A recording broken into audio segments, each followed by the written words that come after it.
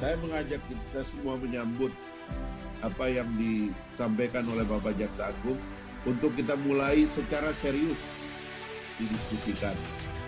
Tetapi saya menganggap secara umum, sudah saya sering katakan bahwa pemberantasan korupsi memang memerlukan orkestra besar.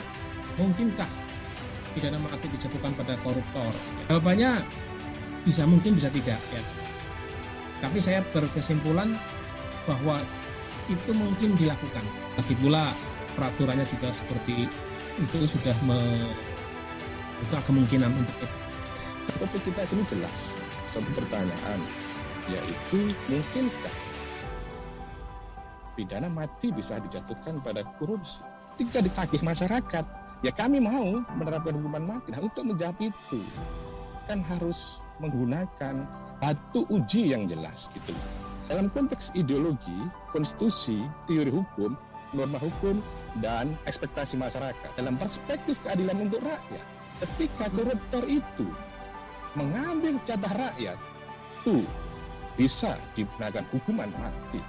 Karena apa? Karena hak rakyat, keadilan rakyat menjadi tidak terpenuhi. Yang kedua, dalam perspektif ideologi, ada nilai-nilai hak asasi manusia. Mengingat bahwa dia telah merampas hak asasi manusia orang lain, hak asasi rakyat, maka itu bisa dikenakan hukuman mati. Yang kedua, kita menggunakan batu uji konstitusi. Jelas Indonesia adalah negara hukum. Negara hukum secara klasik, keadilan, kepastian, dan kemanfaatan. Sekarang, kita menggunakan batu uji yang ketiga, pendapat atau teori hukum, di mana keadaan kejahatan yang dilakukan dirasa sudah sangat merugikan, maka dapat diterapkan hukuman mati.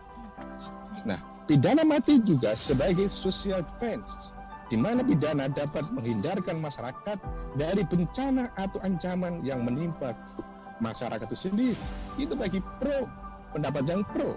Nah, bagi pendapat yang kontra, bahwa pidana mati itu bertentangan dengan hak asasi manusia, bahwa pidana mati itu tidak memberikan ruang perbaikan bagi individu, pidana mati bertentangan dengan salah satu dari tujuan pidana, dan lain sebagainya. Nah, ini batu uji dalam perspektif teori hukum. Batu uji yang keempat adalah tinjauan normatif atau juridis. Tinggal sekarang kita masuk pada satu kasus, apakah kasus Asabri ini pelakunya dapat diterapkan pidana mati? Apakah masuk frase penanggulangan keadaan bahaya? Apakah masuk frase bencana alam nasional? Apakah masuk frase penanggulangan akibat kerusuhan sosial yang meluas? Ataukah masuk frase penanggulangan krisis ekonomi dan moneter? Atau frase yang terakhir, pengulangan tindak pidana korupsi? Saya kira yang mendekati adalah unsur pada frase pengulangan tindak pidana korupsi.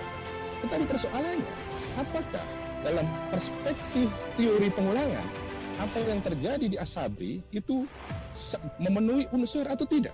Sekarang kita lihat perspektif teori tentang pengulangan.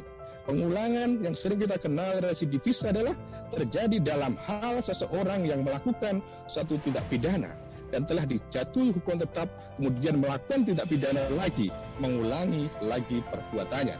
Ada rentang waktu 5 tahun. Misalnya di dalam ketentuan-ketentuan itu sudah jelas mengatakan itu. Nah, kalau kita menggunakan perspektif itu, maka untuk kasus Jiwasraya tidak bisa dikenakan hukuman mati pada kasus Asabri. Kenapa? Tidak ada jangka waktu 5 tahun. Ya, itu tadi. Tetapi persoalannya, kita lihat lagi. Pengulangan tindak pidana itu diatur dalam buku 3 KUHP. Secara hukum, mestinya tidak dapat dilakukan untuk Undang-Undang Tipikor. Karena apa?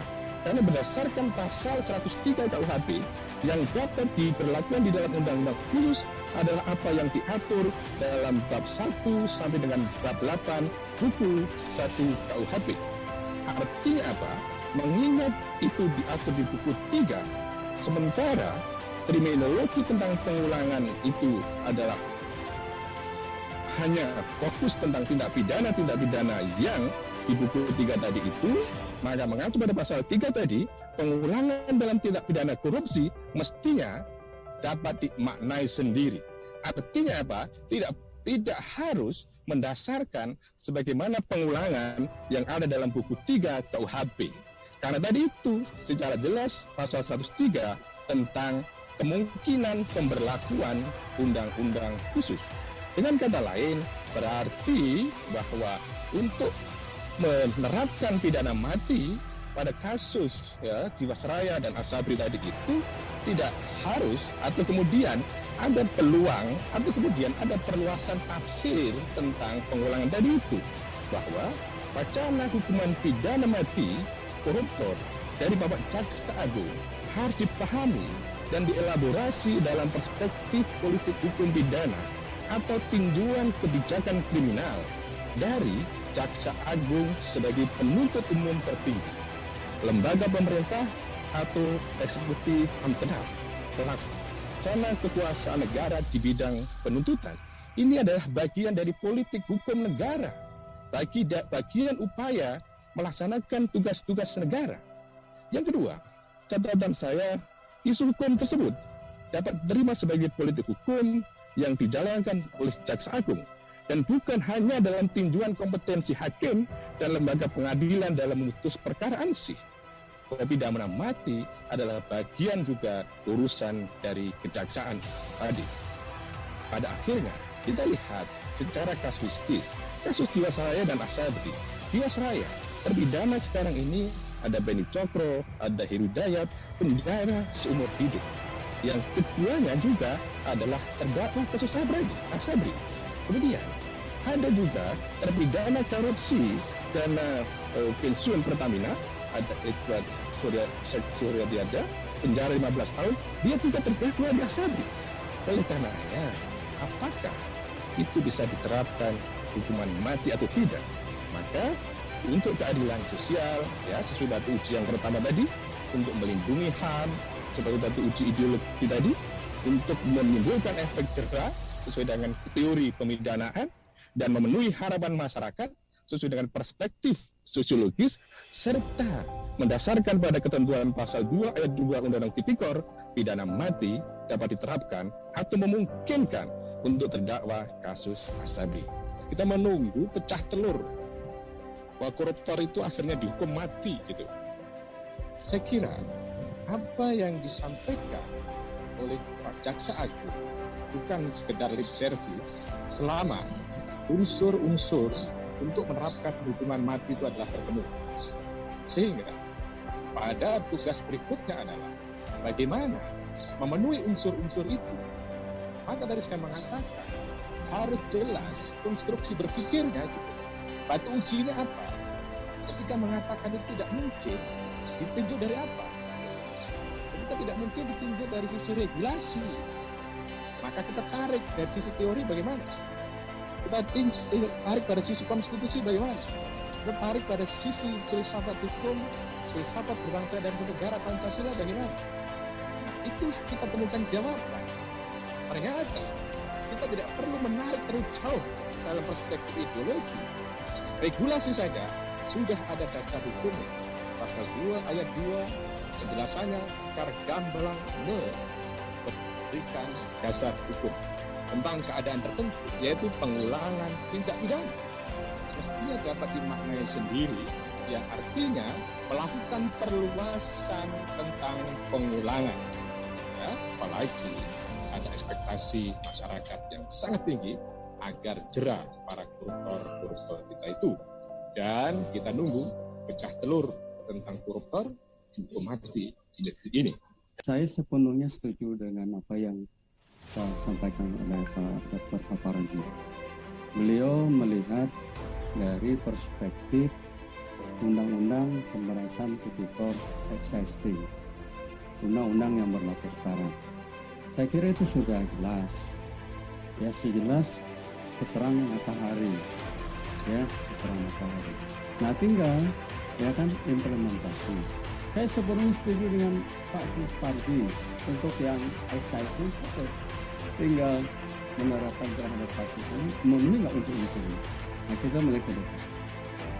Izin moderator, saya setuju dan alhamdulillah ini yang kemudian menjadi tantangan penegakan hukum para jaksa dan ini menjawab sebuah harapan masyarakat di tengah penegakan hukum kemarin, korupsi, bansos seperti anti klimaks kan gitu. Ketika orang berharap bisa diterapkan pasal 2, ternyata malah kena pasal 12 gitu. Ini saya kira sesuatu yang perlu dilakukan ya, semacam sama eksaminasi gitu loh. Kalau secara pribadi sebetulnya perbuatan yang dilakukan oleh terpidana bansos itu adalah masuk di pasal 2 ya, bukan masuk pada pasal 12.